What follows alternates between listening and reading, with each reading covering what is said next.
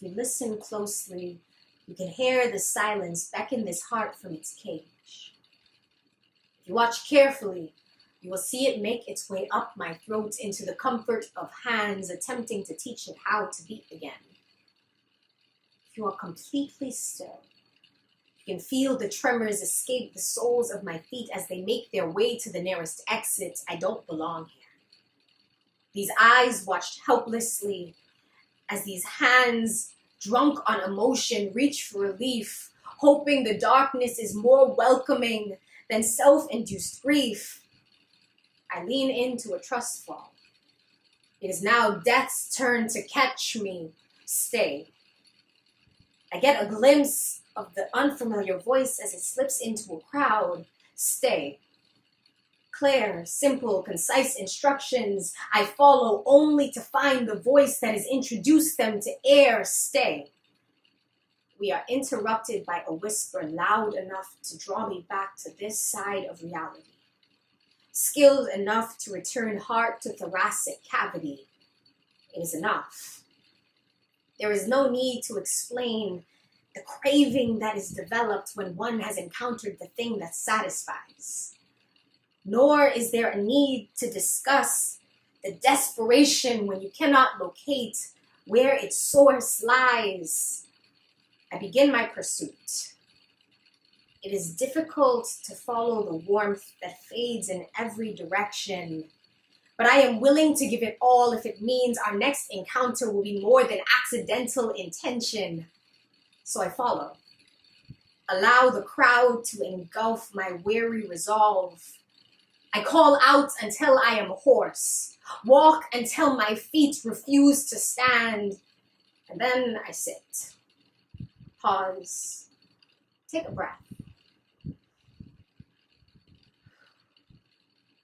It is in the stillness I notice a voice small enough to hang on molecules of oxygen and warm enough to melt them. I have found myself at his feet. In finding him, I discover parts of myself I never knew were missing. His lips are close enough to read now, so I read his word.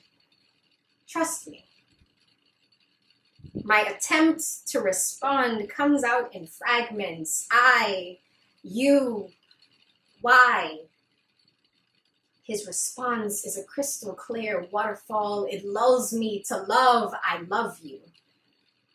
3 words wrap me in a gentle breeze, an embrace that heals wounds I forgot I had.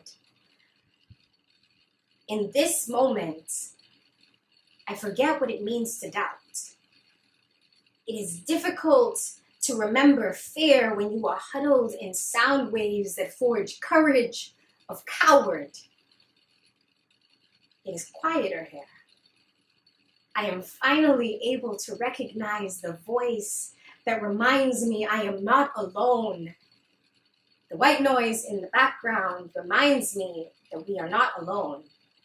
I cannot distinguish my voice from his. They drown us out. Plot twist. They are all my voice. I have grown accustomed to making white noise from sound advice.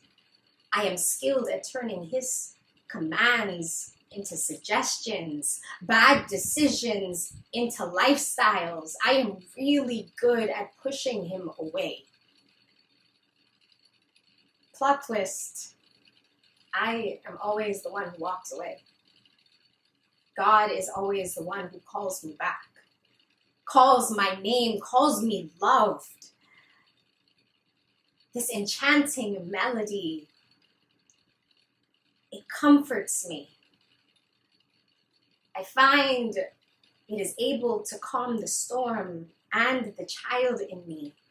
It is versatile and consistent.